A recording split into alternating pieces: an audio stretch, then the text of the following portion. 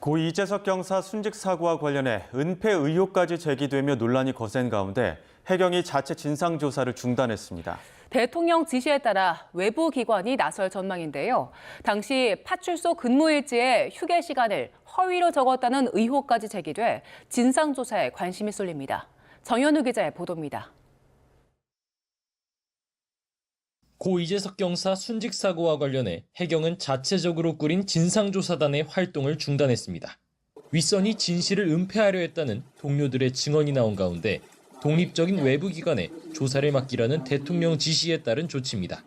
해경은 또 이번 사건과 관련해 지휘 책임자인 인천해양경찰서장과 영흥파출소장, 사고 당시 팀장 등 3명을 대기 발령 조치했습니다. 이 경사 동료들이 주장한 것처럼 실제로 영흥파출소장이 사고 이틀 뒤 직원에게 함구할 것을 주문하는 통화 녹음이 공개된 가운데 쓸데없는 얘기 하지 말고 이런 말이 있어도 하지 말고 참아야 돼. 괜히 말 한마디라도 하면은 어떻게 잡힐 돼. 이 경사가 숨졌을 당시 파출소 근무일지가 허위로 작성됐다는 의혹까지 제기됐습니다. 이 경사의 동료들이 밝힌 사고 전날 밤과 당일 새벽 휴게 시간은 6시간이었습니다. 사고 전날 20시부터 사고 당일 봄 2시까지 6시간 휴게를 지시받았고, 하지만 당시 근무일지엔 2개조로 나눠 각각 3시간씩만 쉬었다고 기록된 것으로 확인됐습니다. 3시간 근무 시 야간에 3시간 이내로 쉴 수 있다는 파출소 운영 규정을 따른 것처럼 일지를 조작한 것 아니냐는 의혹이 나오는 이유입니다. 또 이 경사가 사라진 직후 현장에서 구조장비인 동력 서프보드가 필요하다고 무전을 보냈지만 당시 파출소 직원들이 순찰차 예비키를 찾지 못하며 결국 서프보드 투입에 40분 가까이 걸린 것으로 드러났습니다.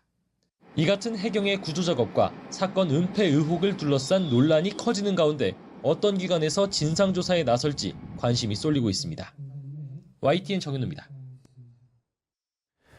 고 이재석 경사가 구명조끼를 벗어줬던 남성은 구조 상황 접수 이후 근처 군부대에서도 발견됐습니다.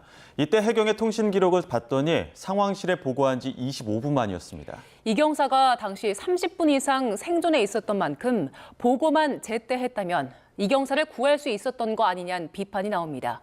양동훈 기자의 단독 보도입니다. YTN은 해양경찰관 이재석 경사가 갯벌에 고립된 70대 중국인 남성을 구하다 순직한 사건과 관련해 당시 해경 내부 통신 기록을 입수했습니다. 기록을 보면 남성은 사고 사실을 해경 상황실에 보고한 지 25분 만에 근처 군부대 TOD 열 영상 감시 장비에 포착됐습니다.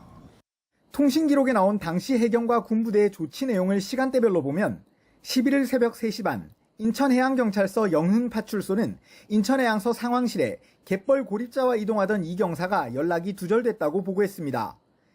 처음 드론 순찰대가 갯벌에 사람이 있다고 신고한 게 새벽 2시 7분, 이 경사가 고립된 남성을 만나 구명조끼를 벗어준 게 2시 56분쯤인데 이때를 지나 이 경사 위치를 놓치고 나서야 상황실에 알린 겁니다.